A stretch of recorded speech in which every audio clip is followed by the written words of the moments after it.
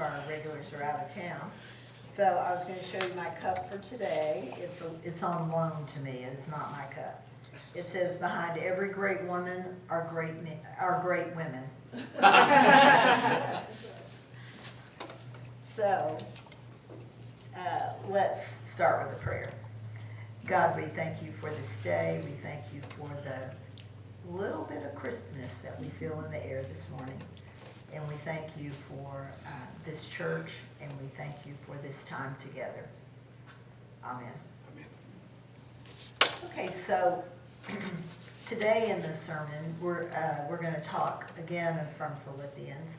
And I'm talking about the fact that Philippians, as I said before, is a letter.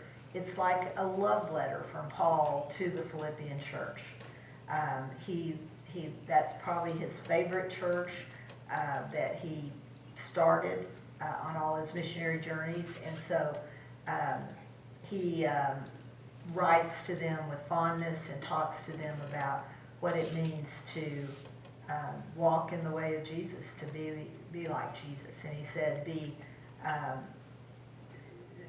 that we are to imitate what Christ is like, to be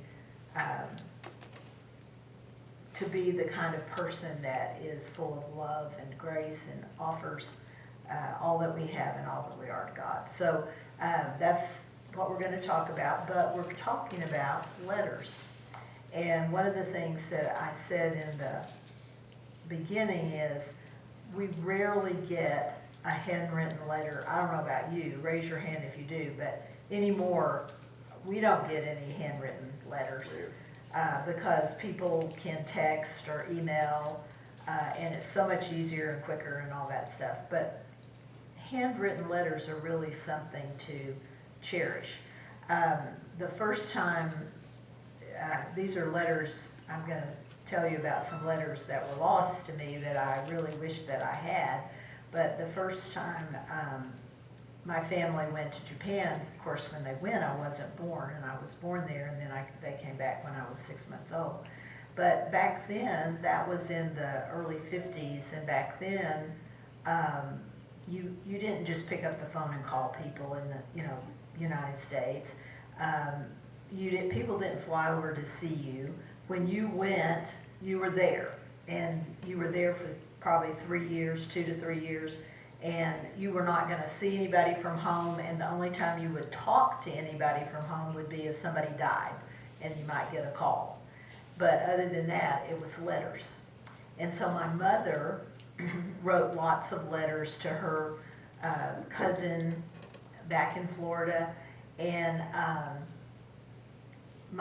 her daughter said, yes, I have those letters, and I wanted those letters but didn't think about it. Then my cousin died, and I told her son, she said she had the letters, and he said, well, we've gone through her things and I haven't seen any letters. So the letters are lost.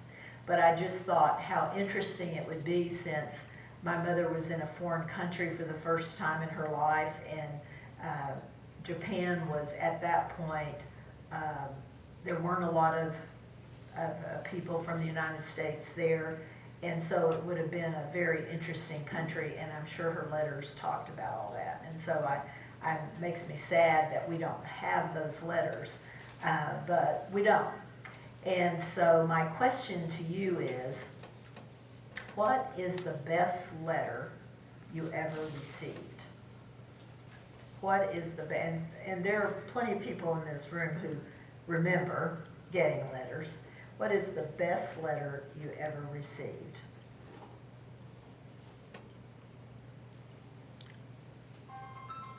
Sorry. Trying to turn it off. An A+ in school. Hey, that you got an A+ in school? Well, that's a good letter. Yeah. I Yeah. used to write to a bishop in Sacramento, and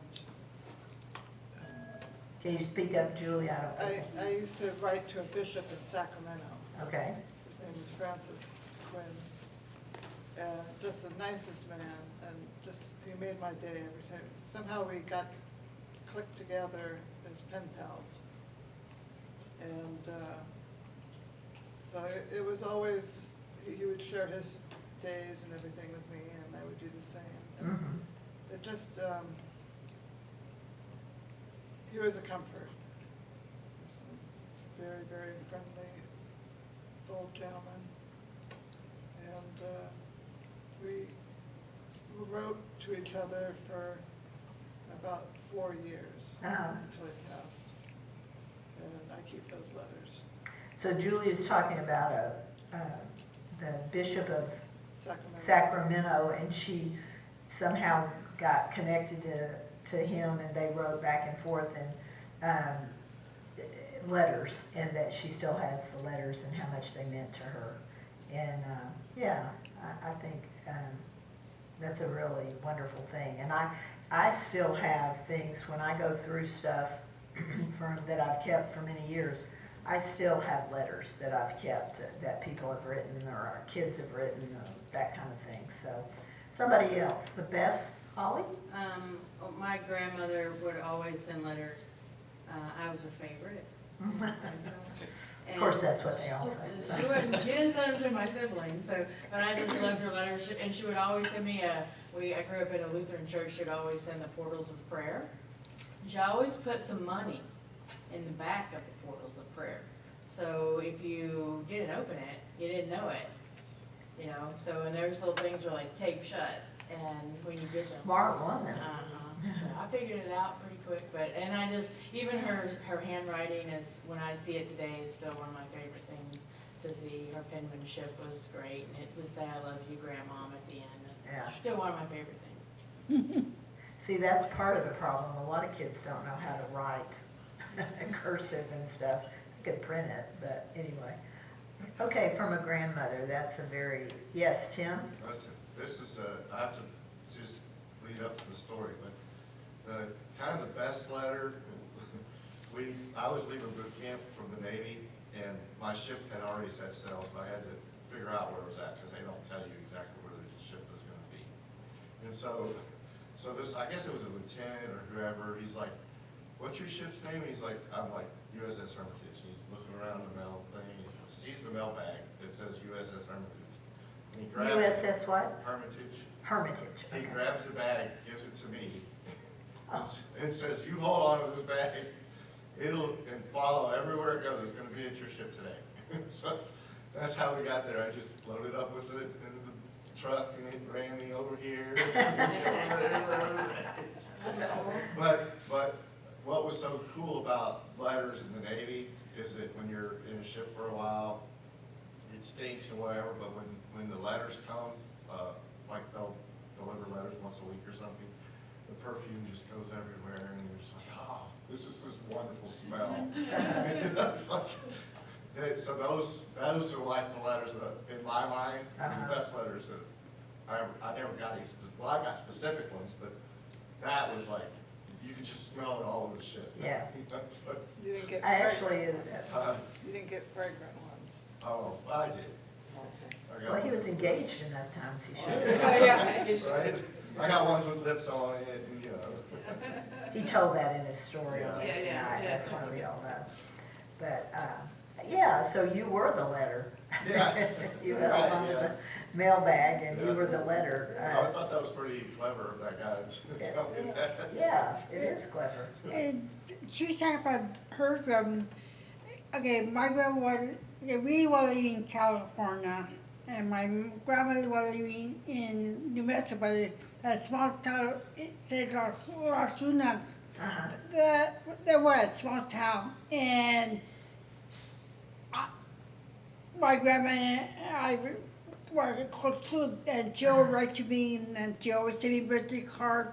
I remember everything, and Joe would send $1 to me all the time for my birthday. I was so happy. He's like, hey, You got $1. Yeah, but then when I could see her, we were, because she lived in a small town. She had to drive all the way to Albuquerque to pick me at the train station. And we talked everything. Me, my grandpa, my grandmother, and my grandpa was my grandfather. But we were always together. But I I remember a lot of it, my grandpa. My grandpa made me a dollhouse, real nice house for my birthday, curtains. And because it was a surprise for me, but you what? When we would see it, I got a surprise for you, for me to see it for your birthday. And when we came, I saw it, and my grandpa was a very fun person. So she was very important to you. Yeah, and she liked to pray all the time. Somebody prays with me every day. Pray in the morning, and afternoon, and To pray. yeah, every day. Okay. My grandma would say prayer. Well, one of our grandsons has gone to college for the first, he's a freshman. And so I text him. I haven't written any letters. Maybe I should write a letter, but so far I've just texted. And the nice thing about that is you can just send a short text, every other day or something. You don't have to sit down and write a letter. But when I have a sister 11 years older than I am, and when her husband graduated from college, he went into the Army, and he immediately got sent to Germany. And so she had the first, hey Connie, come on in. She had the first grandchild of my parents, and he was 6 months old, and she took him away and went to Germany, and we were all very sad. And so she would write letters, and she would tell us what's going on, and what it's like to live on.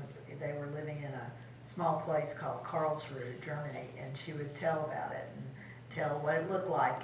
And I just remember getting those letters and how much fun it was to kind of see where they were through the letters. Okay, somebody else. Diane? I remember my mother had a coworker. Every year at Christmas, they put out a letter, and they had a handwritten letter of all the activities they did for the year. For the year, yeah. They went to this state, and they did this, and it was so detailed of everything. But it was very nice Yeah, to see. a lot of people do write Christmas letters that kind of give a picture of their year. John? My grandparents on mom's side, they could not read or write. Oh, okay. Can everybody hear John? Okay, My grandfather came from Tampico, Mexico, okay. and he would ask me to, well, I knew how to speak Spanish, I didn't know how to write it. And he would ask me to read the letters to him that would come in for him. And he would, in turn, after I read them, would ask me to write them Oh, back. And so in my unfamiliar way, having learned from what I was reading in a sense, I wrote back. And then letters would return. Apparently they understood what I was writing. But in that way, it was a gift from my grandfather that I ended up learning how to read Spanish and on to write it. yeah. That's In a very cool. roundabout way, it came back, just as the letter did. So letters were your teacher as Yes, well? Yeah. yes, and even if it was phonetically that I would sound it out, he seemed to understand what I was reading to him. So Yeah, well, that's neat. it was a gift. Thank you. Michelle? Well, I guess the best letters I got, job acceptance, now they email them, and your college accepted letter. But it's kind of an interesting history. On my mom's side, her dad worked for AT&T when it first started, back in the 20s and 30s. And of course, when Mom died, I get all the stuff. And I'm going through the archives, and her biological mother died when she was 7 of leukemia. But somehow, his name was Jim. She was Lola Dell, and then he married Pauline. They had kept those letters from Pampa. They were in Amarillo. Granddad would work in Amarillo, and they may send him over to Pampa for the night to rig the phone lines and all that. But he wrote Lowell every night. Ah. And somehow all these letters were saved and they were on AT&T letterhead. Oh, how funny. And so it's real funny to open up those letters and read what Jim was telling Lowell back in Yeah. the 20s, you know. Yeah, So it's kind of interesting talking like that because the phone lines weren't in you. But he was only like 30 miles away yeah. or 20 miles or Yeah. something. It wasn't 100 miles. But even that back then Yeah. seemed like a long way. you Yeah, know. see, yeah. But then some of them, you know, he was 100 miles away wherever, and it still got the postmark, the stamp, you know, 2 cents or whatever it was. So those are kind of interesting to sit down and read and laugh about. Yeah. All the stuff, but it, you know, because you go, wow, he was only 30 miles away, Right. and he wrote her every night, you know? See, we think, well, why didn't he just go home? But it probably took quite a while to, did he have a car? Yeah, AT&T Gave furnished him a him. car. Well, but it probably still didn't go as fast, and so he probably took him a lot longer to get home. Yeah, And the but, road may not be good, yeah, right? right, but it's, you know, we're talking, mom's born in 32, Yeah. so, what, 29, 28, you know, 30, I'd have to look at the date, but it's interesting to look, it still had the envelope that got mailed in, and the letters you open up, still has the stamp on it, when the post office stamped it and all that, so it's, you know, but they were like written every night. So he probably promised her when he went away, I will write you every night Yeah. before I go to bed. So, all right, yeah, yes, Joyce? When I was in basic training, my father wrote me a letter, and I don't know if he knew how to do cursive at all, because it was entirely printed. And I never saw him do anything but print. And he never wrote a letter to anybody, so it was a very special letter. Yeah, absolutely, absolutely.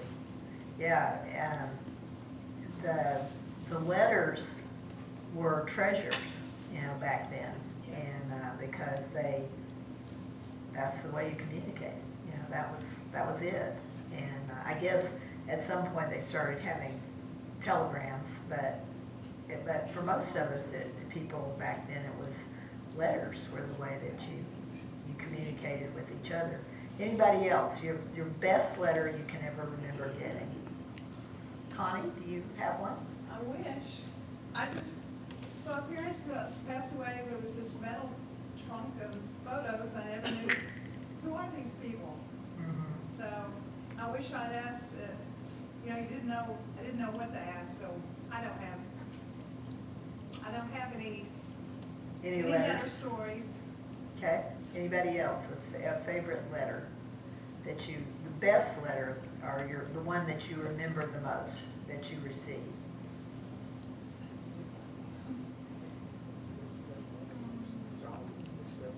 Somebody else.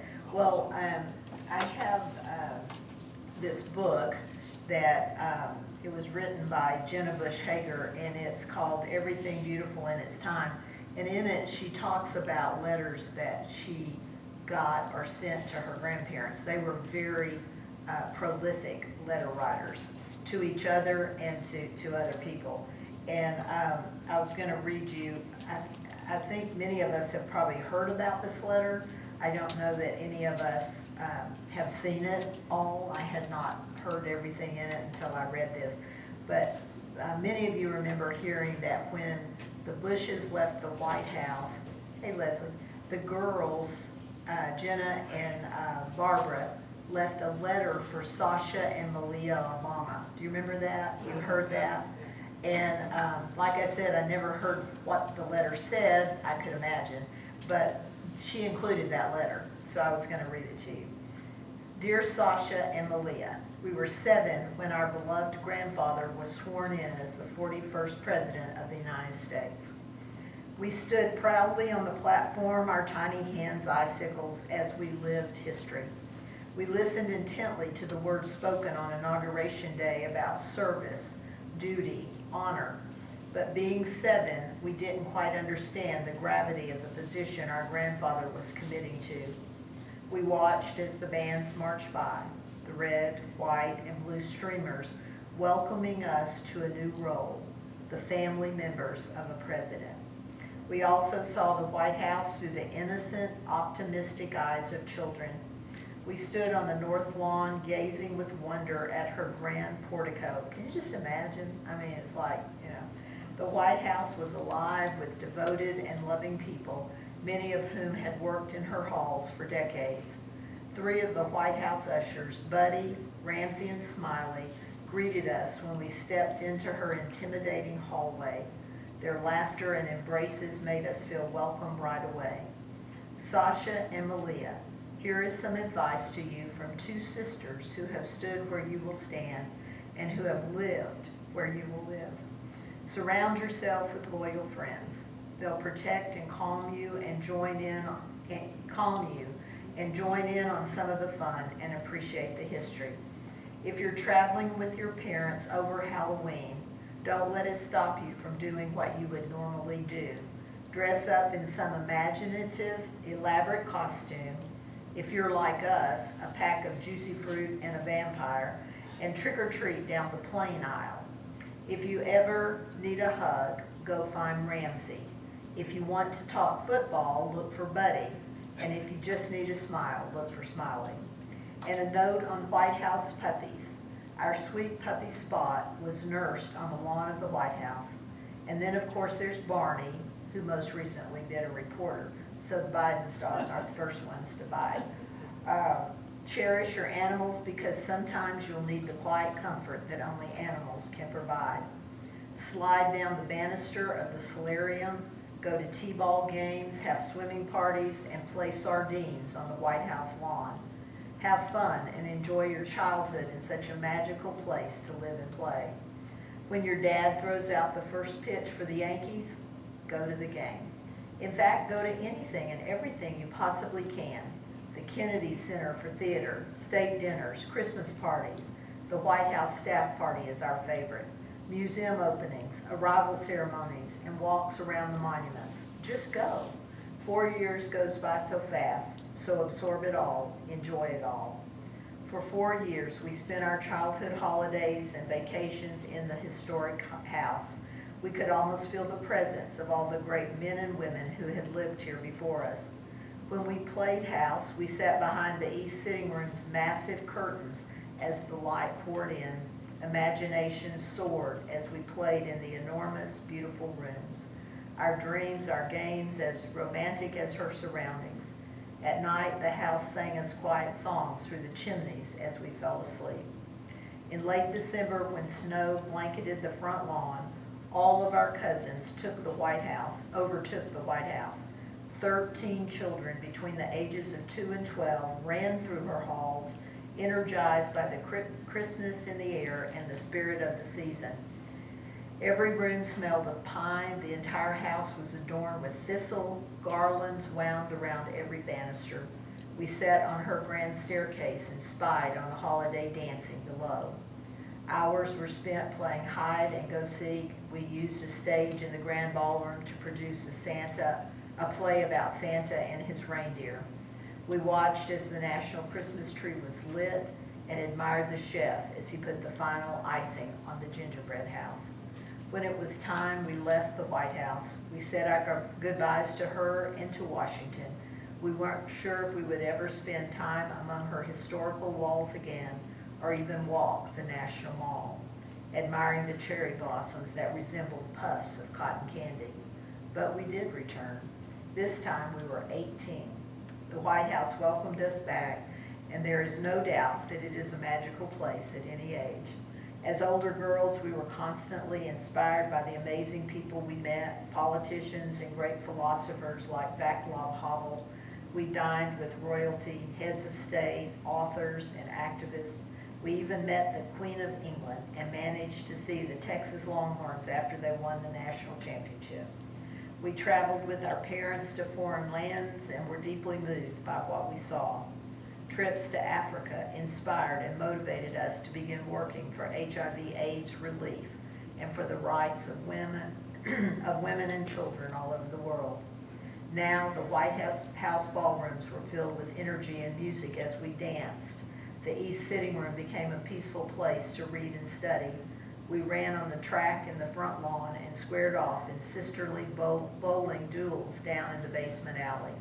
This Christmas, with the enchanting smell of the holidays encompassing her halls, as we will again be saying our goodbyes to the White House, Sasha and Malia, it is your turn now to fill the White House with laughter.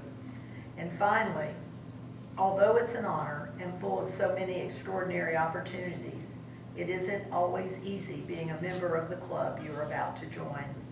Our dad, like yours, is a man of great integrity and love, a man who always put us first. We still see him now as we did when we were 7 as our loving daddy. Our dad, who read to us nightly, taught us how to score baseball games. He is our father, not the sketch in a paper or part of a skit on TV. Many people will think they know him, but they have no idea how he felt the day you were born, the pride he felt on your first day of school, or how much you both loved being his daughters. So here is our most important piece of advice. Remember who your dad really is. The end. So that's a great letter.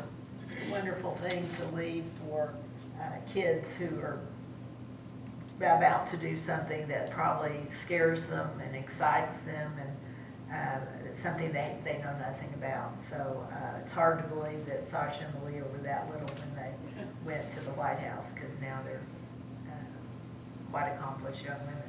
Okay, anybody else have a letter? Did that remind you of a letter that you received? Hard to beat that one. I'm sorry? Hard to beat that one. Hard to beat that one, yeah. What about a letter you sent? Anybody send an important letter to someone? We always talk about Dear John letters where people write. This is the end. So a letter that you sent to someone that was very important or special to you.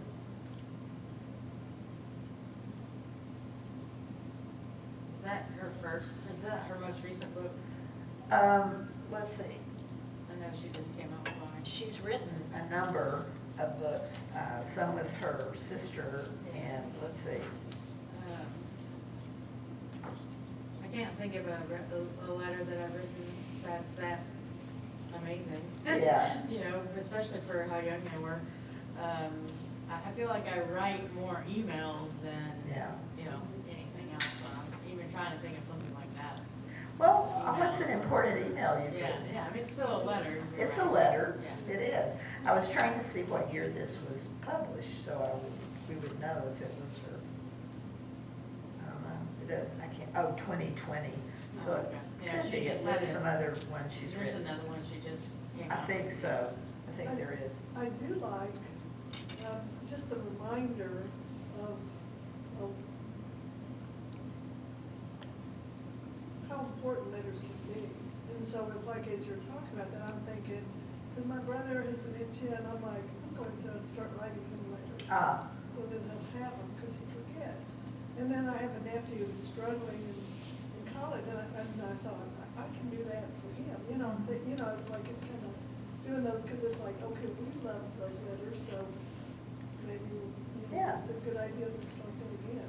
Yeah, You know, because I've done it like on text, but, there's, you don't want to, it's like my students, when I write, this is what you need to do, I'm like, I do it like little short things, because they don't read, so Right. it's like you have to be careful what you put, I'm not sure what they're doing, but reading is not part of it, no underlining, well, also people have changed in how they view like the mailbox. Because to us, we always check the mail, because, there might be something important. And our kids, we can be visiting them, and it's like, they'll go 2 or 3 days, and it's like, oh, I guess we need to see if there's any mail. And I'm like, what? What? I think it's, I don't know what it is, I know they do something, because they, they're passing, Right. they can get grades, so I have to always kind of try to reinvent, like I use YouTube prolifically, going, okay, now you like this, so read, watch this. Yeah. Rather than read something, which is kind of sad, but it's Well- like, the way you do get the attention and keep it. if any of you have ever seen baby books, maybe your parents gave you the baby book they filled out when you were born. And often in the ones that come that are, when I say pre-printed, in other words, it's got pages for this and pages for that, there is a letter, a place for a letter that you can write to the baby so that when they're older, they can read this letter. And so I need to go back and see what I wrote. I'm not sure. Tim? So that kind of stirs up a little fear in me in that, you know, if you look back in history, a lot of our history is defined by letters they found or whatever. So now what? I mean, nobody's writing letters, so Right. And I keep the need. 50, 60, 70 years from now, you're gonna lose all that information. History, yeah. Some, you know, and there's something about art too. There was an article, kind of the same thing. You're losing an actual artifact. Right, We don't do that anymore. right. It's all digitized. So how is that in 100 years from now, or when they start looking back to try to figure out history? Yeah, that's a piece of The history. real history. Yeah, absolutely. And if you Google famous letters, this whole list of letters comes up of famous letters people know about and that are famous letters. And that's exactly what we're reading today in the Bible is a famous letter that someone wrote way back ago. And it tells us a lot of helpful information. You're exactly right, Tim. And so we're glad that those letters that make up the Bible have been preserved and that we can read them even now, so far in the future from when they were initially written. So, yeah. Anybody else, a letter that you've written to somebody that was special to you? Joyce? When I was in the service again, he was in Atlanta and I was in DC. So we wrote love letters back and forth. Uh-huh. So those were important to us. Right. Did you keep them? We kept them for a good long while. I don't know that we kept them all, and there are probably some buried back in. Yeah, they're somewhere in some box. Yeah. Well, I've got some I destroyed because I thought I didn't want my kids reading them after dead and gone. I Darn, thought, those were gonna be the good ones. better to get rid of these. They would have enjoyed them. Yeah, better to get rid of them now. And so it's like journals, you know, I journal, like often when I pray and stuff, I journal and I thought, I don't know that I want anybody going through all these, you know, reading them. If they even read them, they'll probably just throw them in the trash, but Shirley? I was gonna say now, what I would do, like my studies and journal, I'm left-handed, so I'm like, same thing. If I want anyone to read this, so I start at the back, so it'd be backwards. Oh, All the way back through, so it's like, I'm sure they'll look at it and go, I can't figure out what's going on in it. yeah, They don't know how to hold it up I to a thought they mirror. might lose interest before they went, oh, this is interesting. yeah, Yeah. yeah. I don't know how to hold it up to a mirror. So, well, there are many things, like you're talking about, Tim, that we're probably losing in some way. Because, I mean, I guess they say some of the things we put online will stay forever. You can't get them off. So maybe they'll be there, but I'm not sure.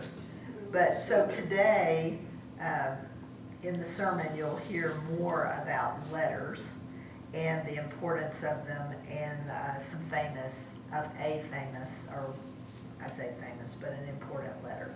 And so besides Philippians, so Paul wrote, you know, there's a whole section of the New Testament called the epistles, and that's the letters. And so Paul wrote many of those letters, and it's to specific groups of people, and often a church.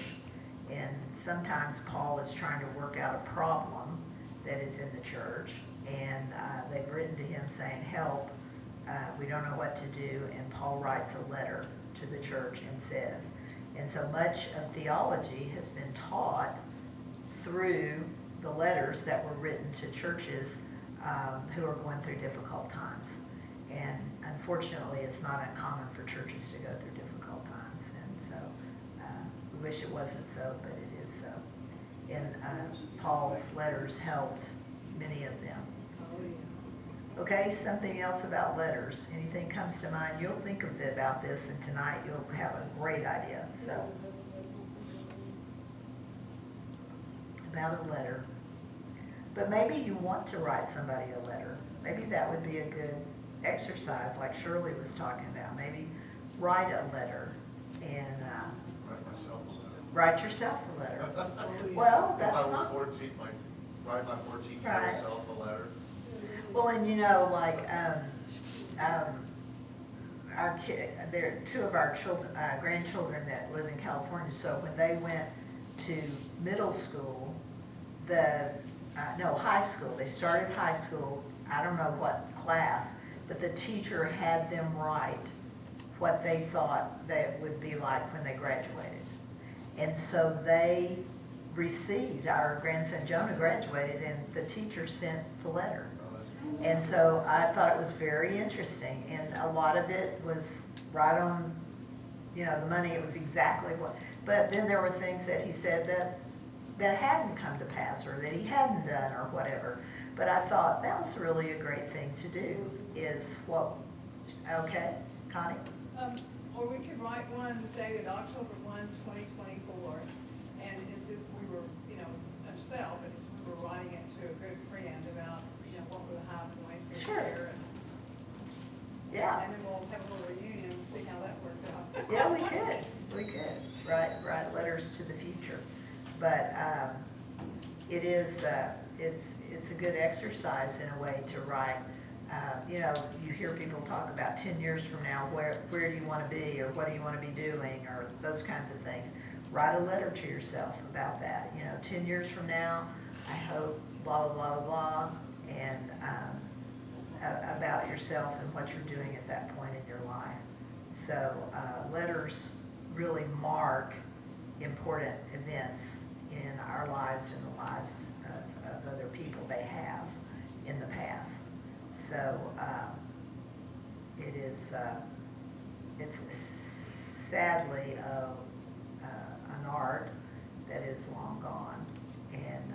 And if you look at old letters, what I love, because I do calligraphy, I love looking at the handwriting to see, because many people, it's very obvious they learned in school how to write. Very obvious some people didn't learn in school how to write because it's hard to read their letters.